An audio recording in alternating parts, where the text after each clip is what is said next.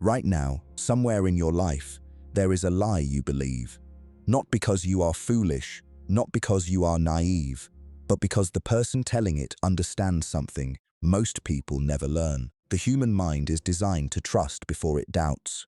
Think about that for a moment. Every relationship you have, every conversation you enter, every promise you accept rests on a silent assumption that the person speaking is telling you the truth. Without that assumption, society itself would collapse.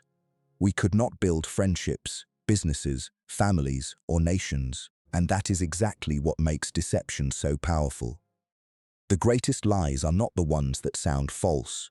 They are the ones that sound perfectly reasonable, the ones wrapped in confidence, supported by believable details, reinforced by emotion, and delivered by people we never imagined would deceive us. Some of the most successful liars in history were never caught because they were brilliant. They succeeded because nobody thought to look. The uncomfortable reality is that human beings are terrible lie detectors. Research consistently shows that most people perform only slightly better than chance when trying to identify deception. In other words, when someone lies to your face, you are almost as likely to miss it as you are to catch it. And that raises a disturbing question. How many of the stories you have accepted as true were never true at all? How many arguments, promises, apologies, excuses, and explanations have quietly shaped your life without ever being examined? The truth is that deception leaves traces. A liar can control words, but controlling every signal is nearly impossible. Hidden beneath the story are patterns. Patterns in language, patterns in emotion, patterns in behavior.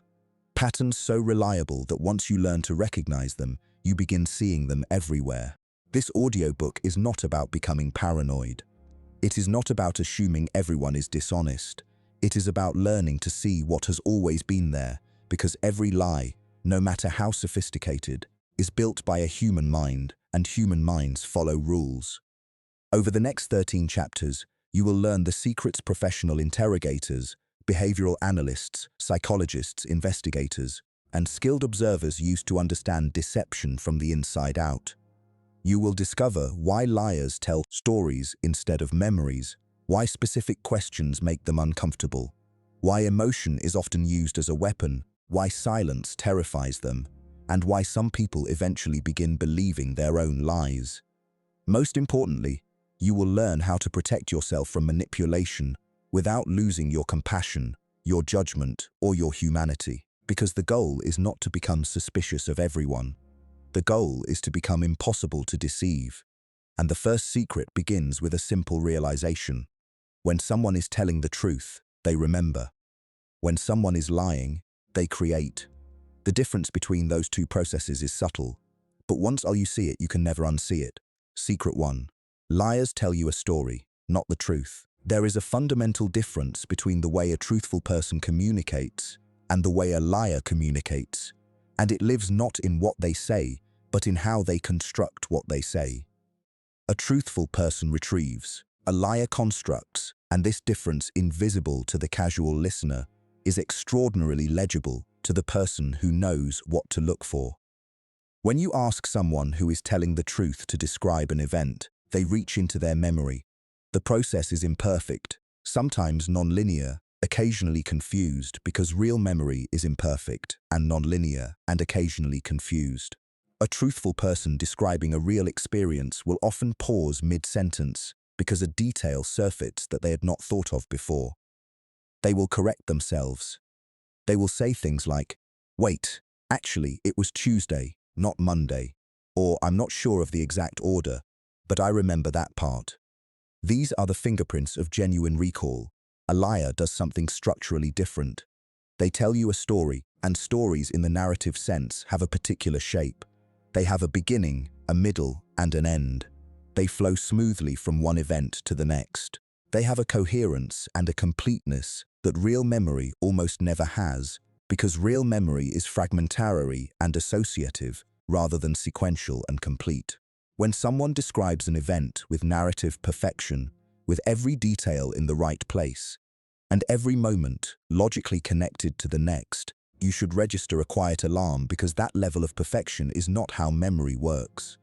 It is how preparation works. The construction of a false story requires three things: a central claim, supporting details, and a narrative through-line that connects them convincingly. Every skilled liar, whether they are conscious of this or not, is working on all three levels simultaneously. They have decided what they want you to believe. They have populated that belief with enough specific detail to make it feel real, and they have arranged the whole thing in a sequence that feels natural and flows without visible effort. The specific detail is worth examining closely, because it is one of the most reliable instruments in the liar's toolkit and simultaneously one of the clearest signals to the trained observer. When people fabricate, they tend to reach for concrete, verifiable-sounding details because they know that concrete details feel credible. They will tell you not just that they were at a restaurant, but that it was the one on the corner near the park, that they had the pasta, that the waiter had a red tie.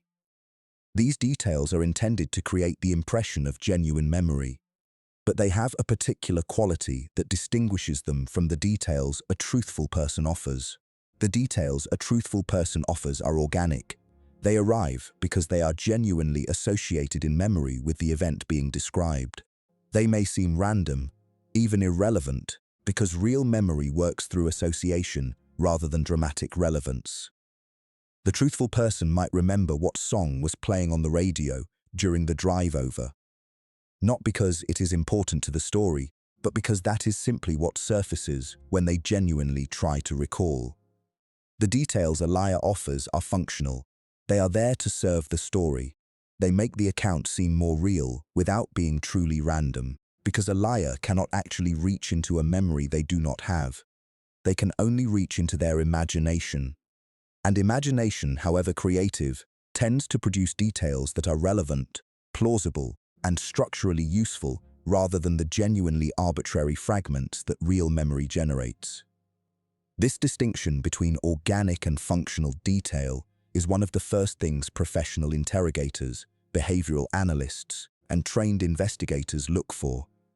Not whether the person provides detail, but what kind of detail, and whether it has the texture of genuine recollection or the texture of deliberate construction.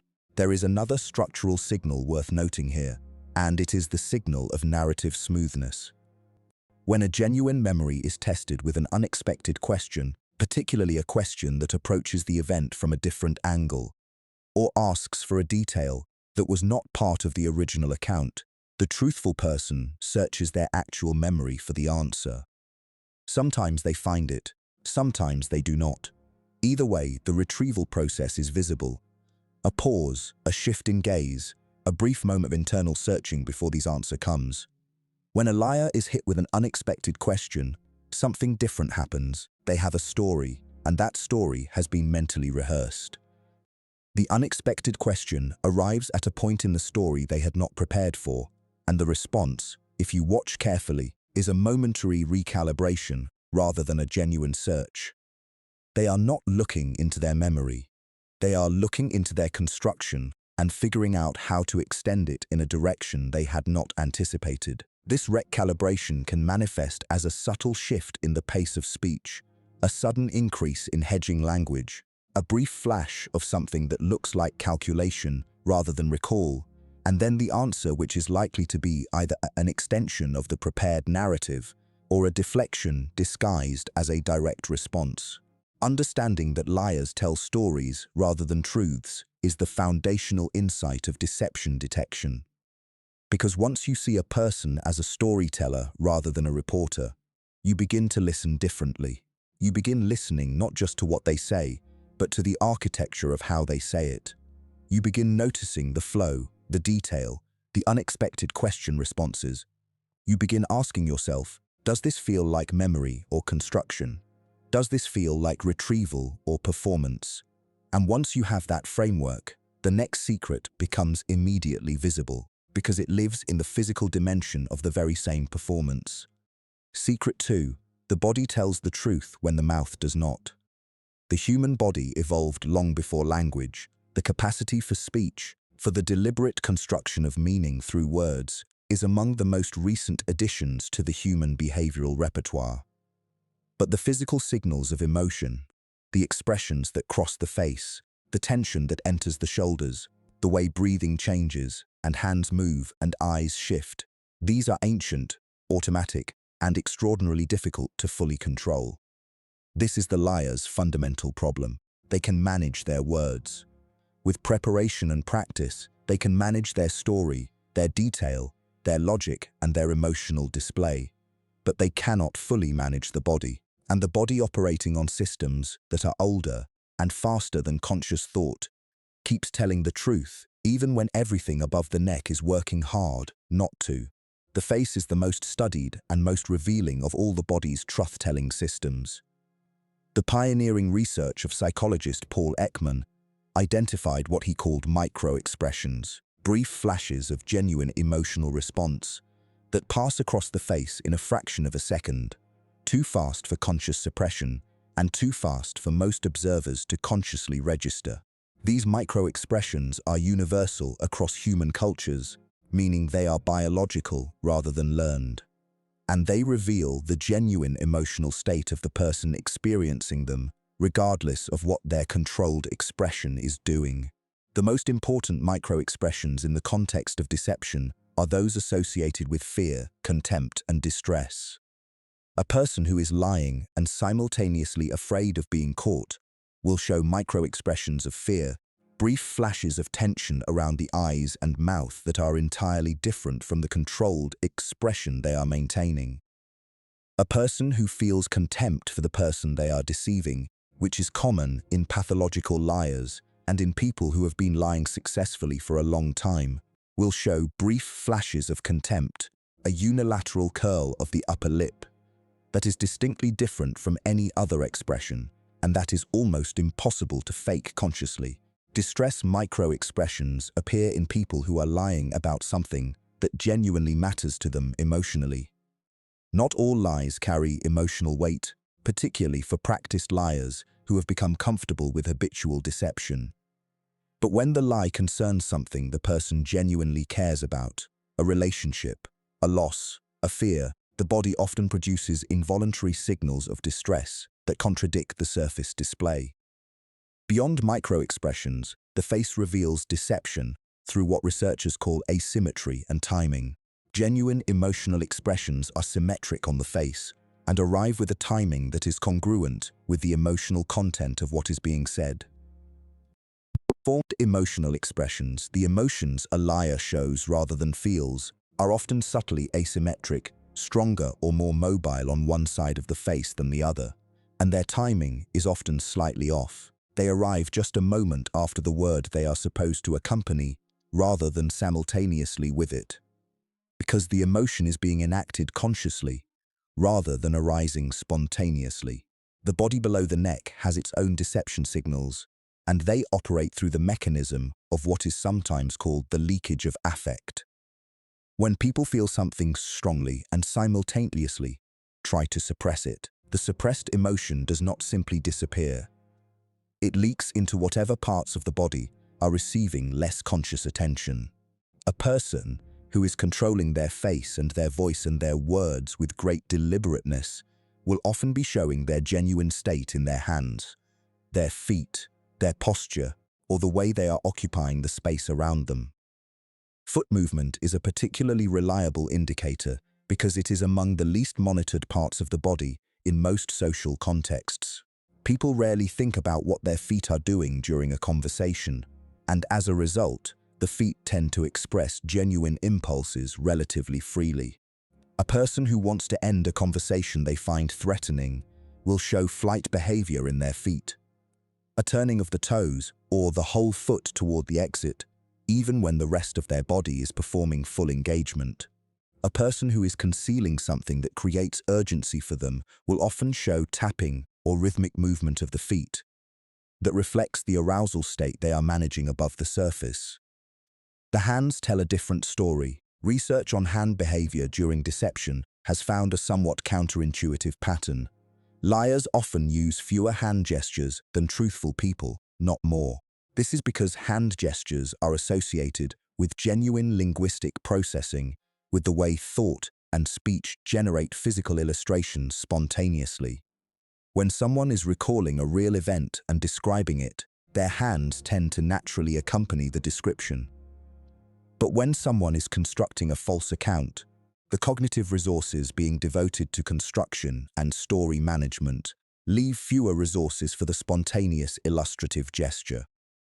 The result is often a flattening of natural gesture, a quality of stillness in the hands that looks controlled rather than natural.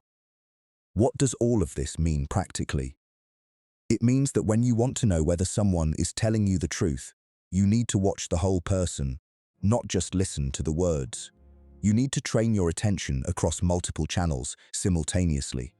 The face for micro-expressions and timing asymmetries, the body for leakage and posture, the hands for the presence or absence of natural gesture, and the overall impression of whether what you are seeing and what you are hearing feel congruent with each other.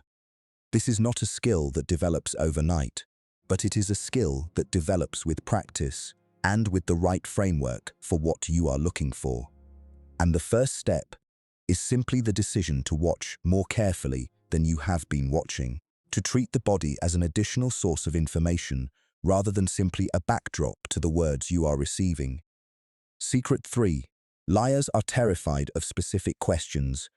A skilled liar has prepared for your questions. They have imagined the conversation in advance, anticipated what you are likely to ask, and prepared a response that navigates the anticipated terrain without exposing the lie. This preparation is one of the most significant investments a liar makes, and it is also one of the most significant vulnerabilities they carry into the conversation, because preparation by definition is finite. A liar can only prepare for the questions they anticipate. And the questions they anticipate are the questions that follow naturally and logically from the story they have constructed. What they cannot prepare for, or cannot prepare for, as thoroughly are questions that approach the subject from an unexpected direction, that ask for specificity that the story does not contain, or that ask them to demonstrate or produce something their lie cannot provide. The specific question is the liar's nightmare, and understanding why requires understanding the cognitive architecture of a lie. When a liar constructs a false account, they are working with a limited set of invented details. They have committed to certain specifics because those specifics are necessary to the story, and they have left other specifics vague because the story does not require them. The story is in essence a selective construction, detailed where detail serves the lie, vague or absent where detail was not needed. A question that asks for detail in one of those vague areas creates a problem. The liar now has two options, neither of which is comfortable. They can provide a specific answer, which means inventing new detail on the spot and hoping it is consistent with everything they have already said, or they can deflect the question, which creates its own signals. Inventing new detail in real time is cognitively very demanding.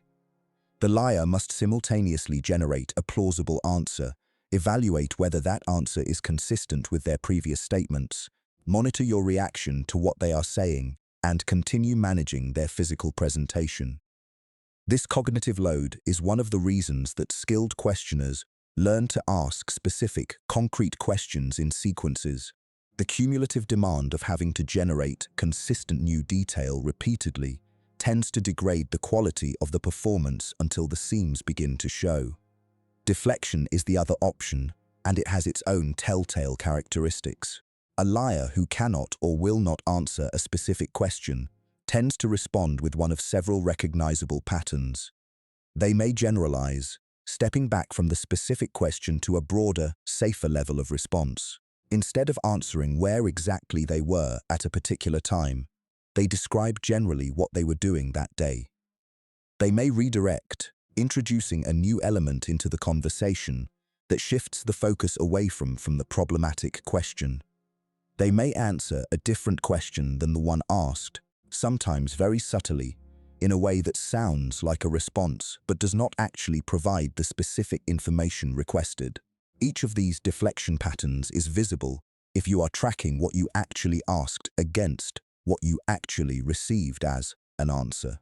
This tracking requires discipline because our natural conversational instinct is to follow the flow of what someone is saying, rather than to compare it with what we asked.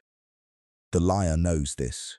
They are counting on the natural flow of conversation to carry you past the gap between your question and their non-answer. The discipline of noting when a specific question received a non-specific answer, and then returning to it with patience and clarity, is one of the most powerful tools in detecting deception, not in an adversarial interrogation-style way, but simply as a consistent practice of following through. I notice I asked you about Tuesday specifically, and I want to come back to that. Can you tell me more precisely where you were? This kind of patient-specific follow-through puts extraordinary pressure on a prepared lie, because it requires the liar to go back to territory they may have thought they had safely passed. There is another category of specific question that is particularly revealing. The question that asks the liar to demonstrate rather than describe. Can you show me the message? Can you bring me the receipt? Can you introduce me to the person? The liar who has constructed a false account of communication, location, or relationship is deeply uncomfortable with requests for physical or material evidence because their lie, however elaborate, does not produce real artifacts. The explanations they offer for why the evidence is unavailable, the reasons they give for why you cannot speak to the person or see the message are themselves a form of evidence about the reliability of the account. Secret 4. Liars create emotional distraction on purpose. Of all the secrets in this audiobook, this one may be the most immediately useful because it describes a mechanism that is operating in your life right now, in ways that you may have never fully recognized or named. When a lie is threatened, when the possibility of exposure becomes real, the liar's most reliable defense is not a better story. It is an emotional event that redirects your attention from the content of what they said to the intensity of what they feel. And that emotional event can take many forms: indignation, tears, sudden vulnerability, explosive anger, hurt withdrawal, or the devastating suggestion that your very act of questioning them is the real problem in the situation. This is the mechanism known in psychology as emotional flooding, the deliberate or semi-conscious use of intense emotional display to overwhelm the cognitive processes of the person asking the difficult question, and it works with remarkable consistency because of how the human mind responds to emotional intensity in others. When someone near us becomes intensely emotional, our own emotional systems activate. Our attention shifts from the content of the situation to the emotional state of the person in front of us. Our compassion or our alarm or our desire to de-escalate the situation begins to compete with our analytical focus, and the questions we were asking, the logical discrepancies we were tracking, the specific answers we were waiting for, begin to feel secondary to the immediate human reality of the person's distress.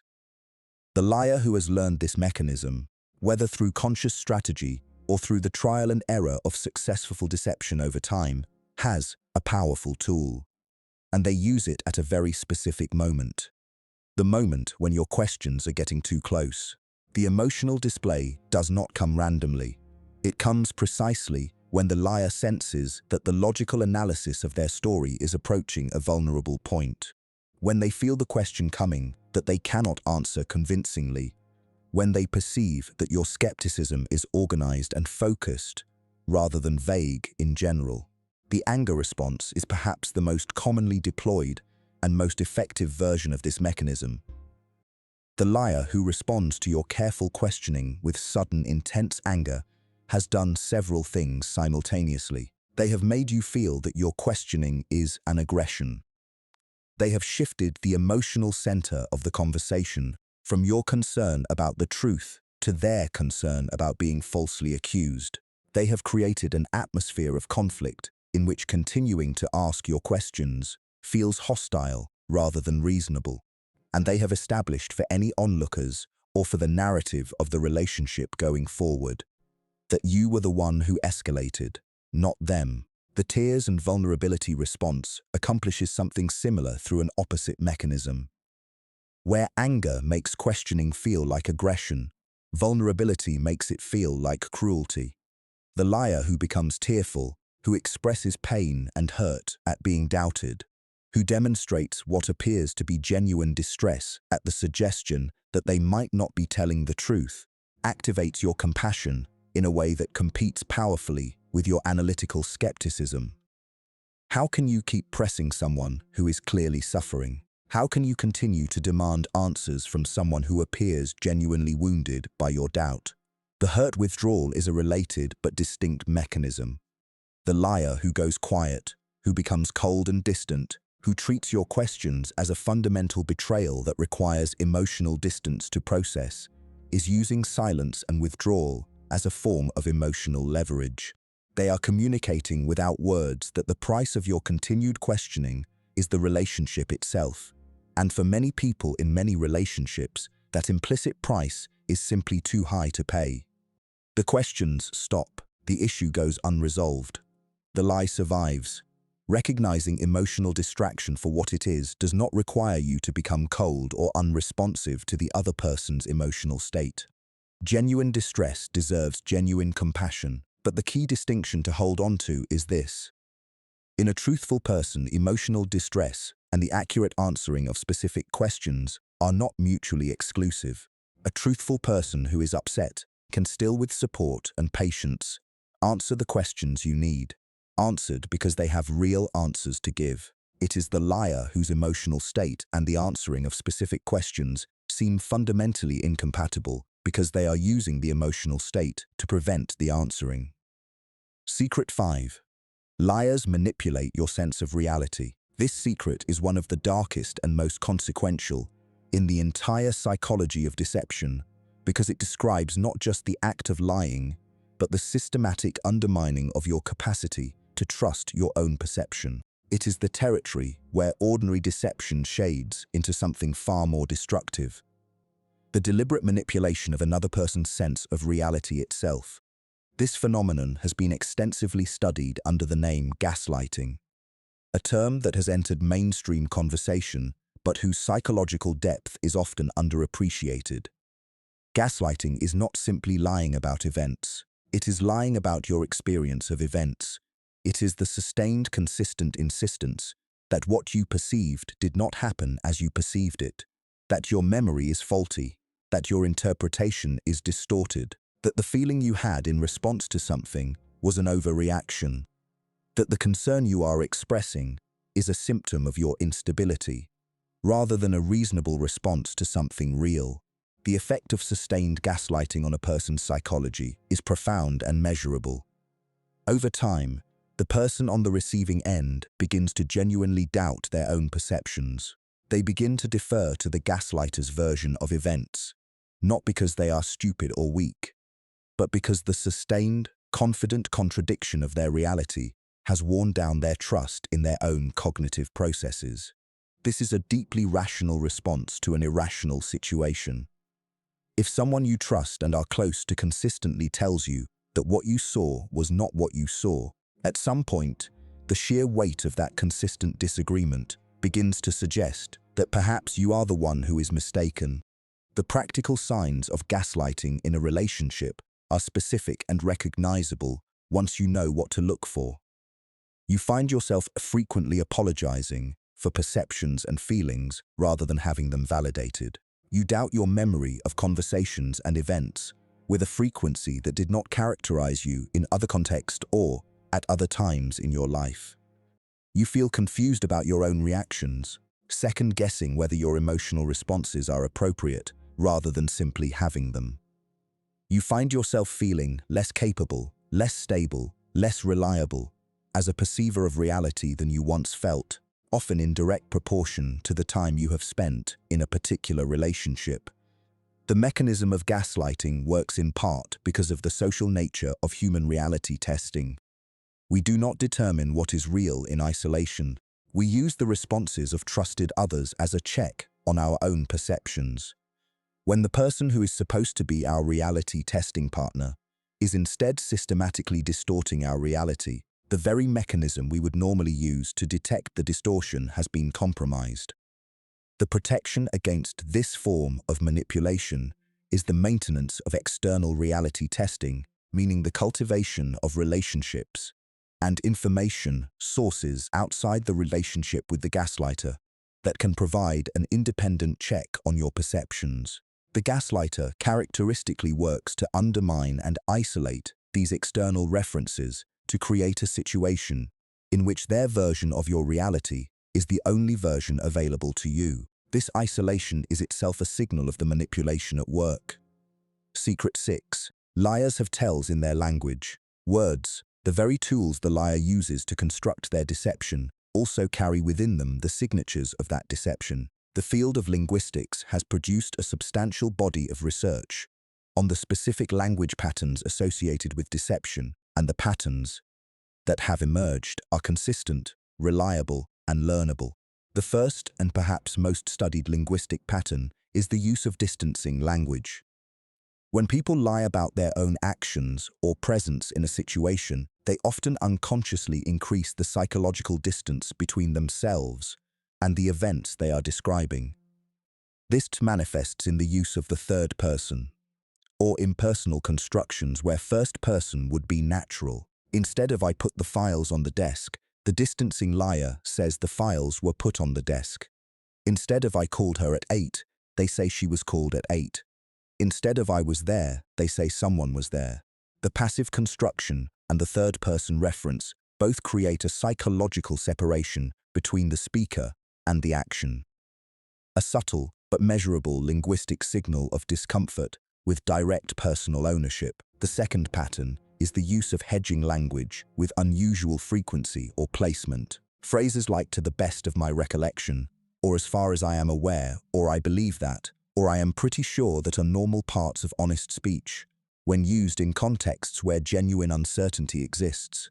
But in the mouth of a liar, they appear in contexts where a truthful person would not use them. Surrounding details that a person with genuine first-hand knowledge would state with direct confidence. When someone says, "I believe I was home that night," and you know they were at home, the hedging is odd. When someone says it about a night they were not at home, the hedging is a signal of the discomfort that comes with claiming knowledge one does not genuinely have. The third pattern is the use of excessive qualifications and preemptive defense. The truthful person makes a statement and moves on. The liar, aware of the weakness of what they are saying and anticipating challenge, often surrounds their central claim with layers of qualification and defense, building the reputation into the statement itself. This sounds like "I know this might seem odd, and I know you probably won't believe this, but I genuinely was at the gym for 3 hours, and I have my gym bag to prove it, and the instructor was there and would remember me." This accumulation of preemptive defense of evidence offering and challenge anticipation is not how a truthful person offers a simple account of their whereabouts. It is how a person who knows their account will be doubted tries to get ahead of that doubt. The fourth pattern is what researchers call the reduction of self-reference. Studies analyzing written and spoken deceptive communication have consistently found that liars use fewer first-person singular pronouns than truthful people. They use less of the word "I." This pattern holds across cultures and contexts and appears to be a relatively unconscious process, a product of the same psychological distancing that manifests in the passive constructions described above. The liar does not want to own the lie. They do not want to fully inhabit it in the first person, and this reluctance leaves a measurable trace in their language. The fifth pattern is incongruity between emotional language and factual language. When a truthful person describes a significant emotional event, the emotional content of their language and the factual content of their language are integrated. They describe what happened and how they felt about it as a unified experience because for them, it was a unified experience. When a liar describes a false emotional event, there is often a visible join between the emotional language they have prepared and the factual account they have constructed. They tell you what happened, and then they tell you how they felt about it, as if the two components arrived separately, rather than as parts of a single experience. This quality of assembly, of emotion bolted onto facts rather than woven through them, is a subtle but recognizable signature of performed rather than genuine experience. Secret 7. The consistent liar has a system. Not all liars are occasional and situational. Some people have constructed over years and decades an entire architecture of deception that structures their social world. These are what psychologists classify as habitual or pathological liars. And understanding how their system works is the seventh secret in the psychology of deception. The consistent liar does not experience their lying the way the occasional liar does. The occasional liar feels anxiety, guilt, physiological arousal, all the signals that ordinarily help a careful observer detect deception. The consistent liar, through years of practice and the gradual erosion of their own discomfort with dishonesty, has dampened many of these signals. They have in effect desensitized themselves to the cognitive and emotional cost of lying, which makes them considerably more difficult to detect through the standard indicators. What the consistent liar has developed in place of honest communication is a system, a set of habits, heuristics, and strategies for managing their deceptive world. Without losing track of the various versions of reality they have constructed for various audiences. This is genuinely complex management, and it creates its own distinctive patterns of behavior that are worth understanding. The first characteristic of the systematic liar is compartmentalization. They maintain strict separations between the different parts of their life, because different parts know different versions of the truth. They are careful about who knows whom, about who can compare notes with whom, about information flowing between compartments in ways they cannot control. This vigilance about social geography, about keeping people and context separate, is itself a signal to anyone who notices it. The person who is unusually resistant to the people in their life, knowing each other, who seems to manage social connections like a careful administrator rather than a natural social being, may be protecting compartments. The second characteristic is the false consistency. The systematic liar has learned that consistency is what ordinary people equate with truth-telling, and so they work very hard to maintain consistent accounts across time. But this consistency has a different quality than the consistency of a truthful person.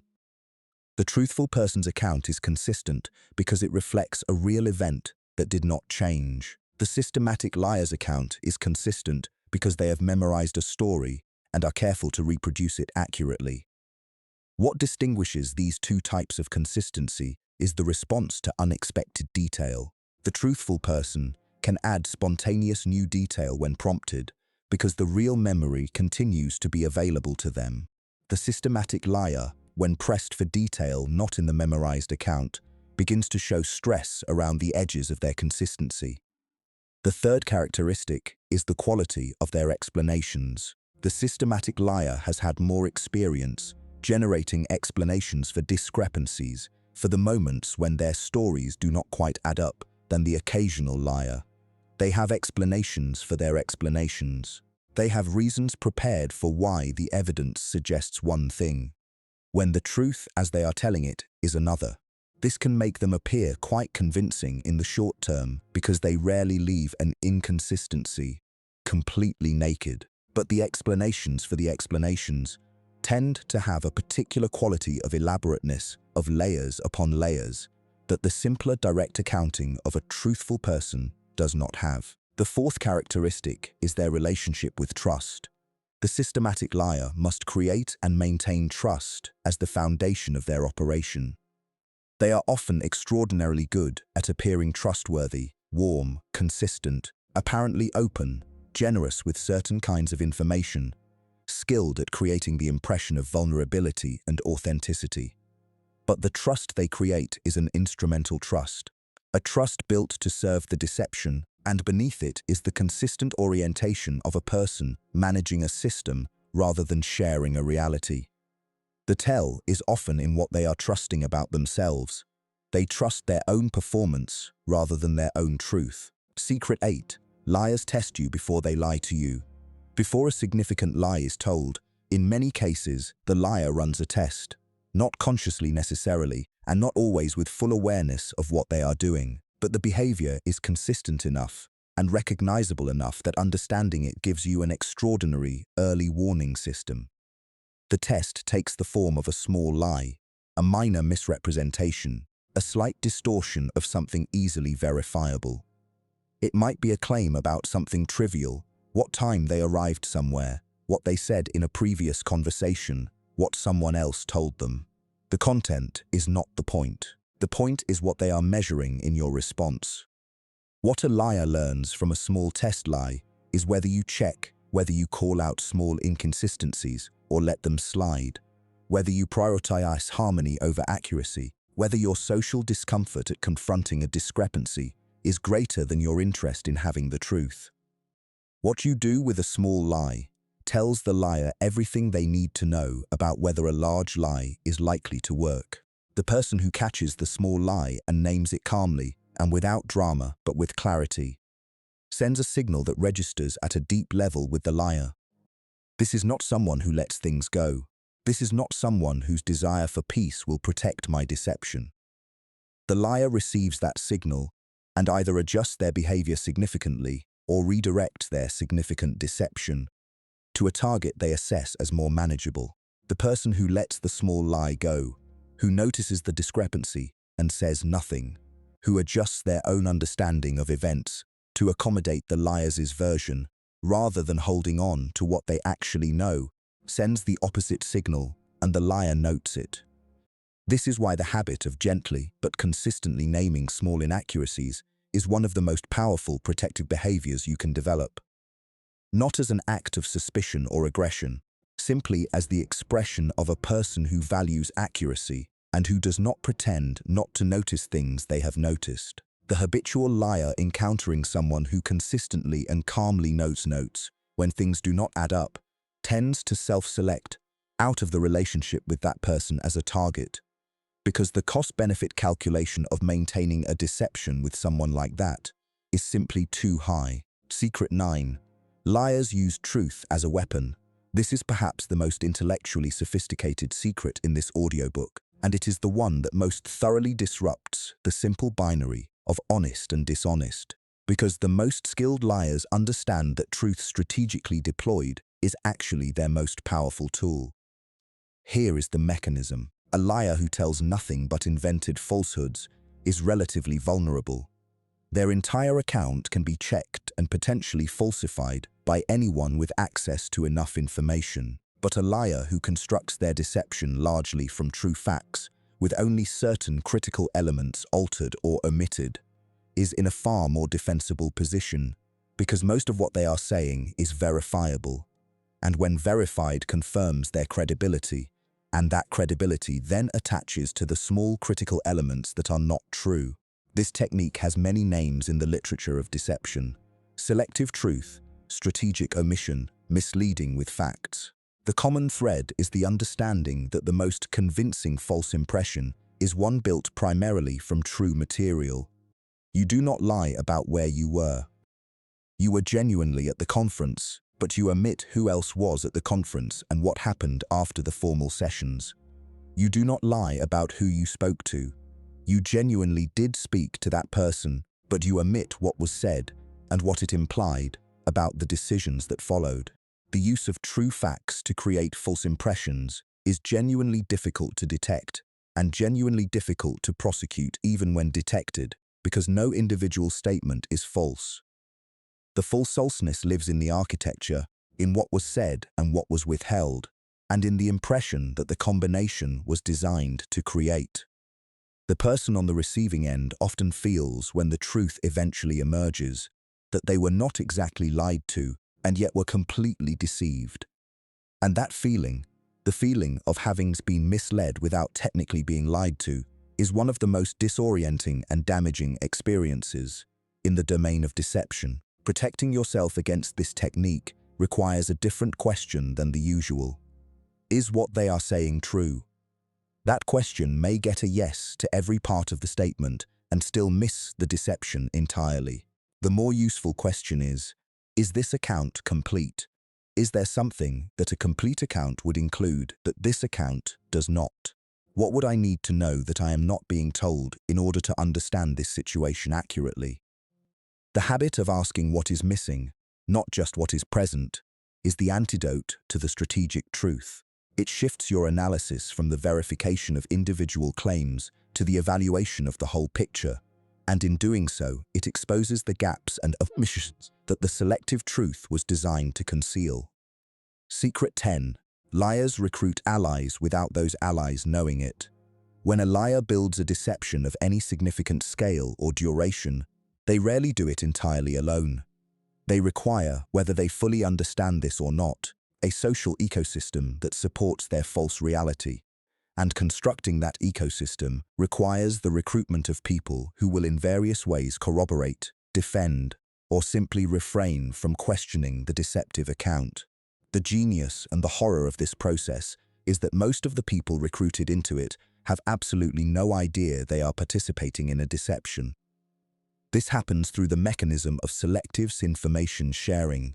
The liar tells different people different partial truths, ensuring that each person's version of the story is consistent with the larger false narrative, without any single person having enough of the full picture to see its inaccuracies. Each recruited ally then speaks with genuine conviction to the part of the story they know, and their genuine conviction is itself a form of corroboration. A person you trust tells you that they were with the liar at a particular time. They are telling you the truth as far as they know it. What they do not know is that the liar has omitted from their account of that occasion something important, something that would change the meaning of the time they spent together. Your trusted friend is confirming the fact of presence without knowing they are omitting the critical context that that presence was meant to hide. This layering of genuine partial truths through genuinely unknowing allies is one of the most sophisticated mechanisms of social deception. It is resistant to simple fact-checking because the facts at the level each individual ally can speak to are accurate. It is resistant to confrontation because each ally will defend what they know with the full force of their genuine belief. And it creates around the liar a social reality that appears well-founded and multiply confirmed. The protection against this mechanism lies not in doubting your trusted network, but in understanding that each individual in the network has access to only part of the picture, and that the picture as a whole must be assembled rather than assumed. It lies in being willing to compare notes, to ask different people what they know about the same situation, to notice when accounts that should be consistent are subtly divergent in ways that suggest each person is working from a slightly different script. Secret 11. The liar's relationship with their own lie. Perhaps the most psychologically complex aspect of deception is the relationship the liar develops with the lie itself over time. Because lies, particularly significant ones maintained over extended periods, do not remain external to the person telling them. They become internalized. They become to varying degrees and through various mechanisms part of the liar's own sense of reality. This internalization happens for several reasons. First, the lie is rehearsed. Every time the liar tells the story, every time they mentally review it, in preparation for a potentially challenging conversation, they are strengthening the neural pathways associated with that account. Memory research has consistently shown that repeated rehearsal of an event, whether the event was real or imagined, increases its subjective sense of familiarity and realness. The liar who has told their false account many times begins to have a relationship with it that increasingly resembles the relationship one has with a genuine memory. Second, the lie is defended. Every time the liar protects their false account against challenge, every time they generate the emotional and logical resources to preserve it against doubt, they are investing further in it psychologically. This investment deepens the sense of ownership and, paradoxically, the sense of personal truth. The lie becomes something they have fought for, something they have risked for, something around which significant personal narrative has accumulated, and things we fight for feel true to us in ways that effortlessly received truths sometimes do not. Third, and perhaps most importantly, many habitual liars experience a phenomenon that psychologists sometimes call belief echo, in which the sustained performance of a false account begins to generate genuine partial belief in that account. They do not fully know whether what they are saying is true, because the boundary between their constructed and their genuine reality has become genuinely blurred. This is not amnesia. It is the psychological consequence of maintaining a fiction with such consistency and investment that the fiction and the reality have begun at the edges to merge. This has practical implications for deception detection. It means that some liars, when confronted, show genuine rather than performed distress, because from their perspective, the account they are defending feels in important ways true to them. This genuine distress can be misread as evidence of honesty. The more accurate interpretation is that you are dealing with someone whose relationship with truth has become deeply compromised, and whose emotional responses to challenge are therefore not reliable indicators of the accuracy of their account. Secret 12. Liars fear silence more than questions. We spoke earlier in this audiobook in the context of the dark psychology of power about silence as a weapon. Nowhere is this more immediately applicable than in the domain of deception detection. Because while the skilled liar has prepared for your questions, has thought through the logical challenges to their account, has readied themselves for confrontation and scrutiny, there is one thing they have almost never prepared for: your silence. Silence in the context of a lie being told does something extraordinary to the nervous system of the person telling the lie. It removes the data they need to manage the interaction. When you respond to a lie with a question, the liar knows what kind of response is expected. They have an answer to provide a direction to move in. But when you respond to a lie with genuine attentive silence, the liar loses their cue. They do not know what you are thinking. They do not know whether you believe them. They do not know whether you have detected the lie and are simply waiting. And that uncertainty, that profound not knowing about what is happening in the mind of the person who should be receiving the story, is deeply destabilizing. The destabilization of silence produces characteristic behaviors in liars that are different from the behaviors produced by direct questioning. In the face of your silence, the liar tends to fill it, not because they want to say more, but because the silence feels threatening in a way that is difficult to tolerate, and filling it feels like management. They add detail, they elaborate, they circle back to things they already said, and say them again with slight variations. They ask you what you are thinking, which is itself a tell. Because truthful people who have said what they said generally do not need to monitor your response to it with anxious urgency. Each of these filling behaviors is a potential source of new information. The additional detail added to fill your silence may be inconsistent with the detail in the original account. The elaboration may extend the story into territory that was not well prepared. The return to previously stated material may reveal in the slight variations of the retelling the gap between memory and construction. And the anxious request to know what you are thinking tells you something important about how secure the person feels in the account they have just provided. Learning to be genuinely comfortably silent in the face of a suspicious account is a practice that pays extraordinary dividends. It is not hostile, it is not dramatic, it is simply the natural behavior of a person who is thinking carefully about what they have just heard and is not rushing to the next thing. And for the liar, that natural thoughtfulness is one of the most uncomfortable things they can encounter. Secret 13. The truth about why people lie to you. We have spent this entire audiobook examining the mechanics of deception, the how of lying. But there is one final secret that matters as much as everything else combined. And it concerns not the mechanism of the lie, but its motivation.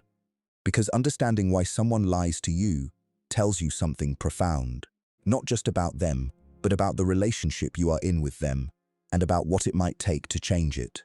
People lie for reasons, not random reasons, consistent, psychologically coherent reasons that once understood illuminate both the lie and the relationship in which it lives. And these reasons fall into several categories, each with its own implications. The first category is protective lying, lying designed to avoid consequences. This is the most common form of deception and the one with the widest range of moral weight. At one end of the spectrum is the child who says they did not break the vase because they are afraid of punishment. At the other end is the executive who falsifies records to avoid criminal liability. In between are countless ordinary human moments of consequence avoidance deception. What protective lying tells you about the relationship is this: the person who is lying to you to avoid consequences does not believe or has learned from experience not to believe that the truth will be received in a way that is tolerable. They believe the honest account will bring a response that is worse than the risk of the deception. Whether that belief reflects a genuine quality of the relationship or simply a misunderstanding of how you would actually respond is the critical question. The second category is relational lying. Lying designed to maintain a connection or avoid rupture. People lie to their partners about things that feel threatening to the relationship.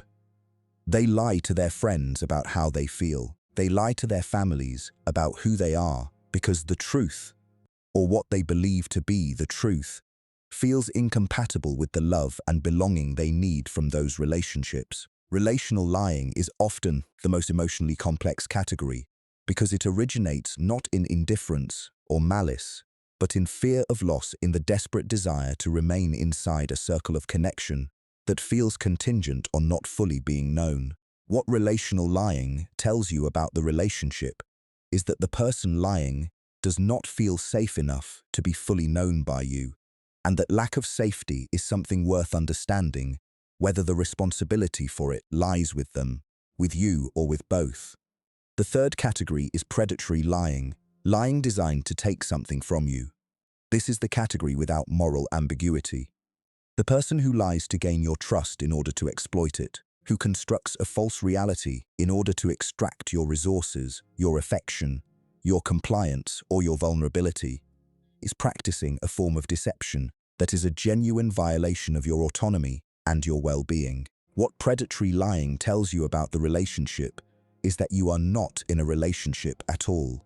You are in a transaction where you are the resource, and the liar is the extractor, and the entire social structure around you has been built to prevent you from recognizing that fact.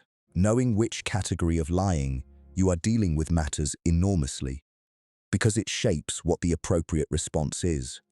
Protective lying may respond to the creation of a safer environment. Relational lying may respond to the deepening of genuine acceptance. Predatory lying responds to nothing except distance, because its motivation is not fear or love, or self-protection in any form that connection can address. It is appetite, and appetite without conscience does not diminish in the presence of kindness or understanding. It simply feeds. The final truth about liars is this: a life built on deception is a life of profound isolation. The liar, whatever they gain through their deception, pays for it with the possibility of genuine connection. Because genuine connection requires being known, and the person who cannot be fully known because they are managing a constructed reality cannot experience the thing that makes all the power and protection and advantage of successful deception ultimately meaningless. The experience of being genuinely seen and genuinely loved by another human being who knows exactly who you are.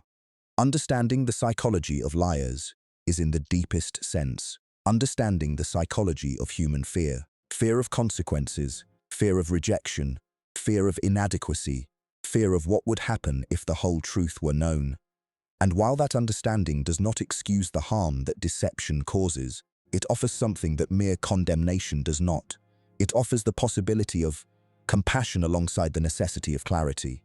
See the lie clearly, name it without drama, protect yourself without cruelty, and hold on to the understanding that the person who cannot tell you the truth is at some level a person who does not yet know how to be fully safe in this world. That knowledge does not make you responsible for their healing, but it does make you something more than simply their victim. It makes you someone who understands. And in the domain of human psychology, understanding is always power.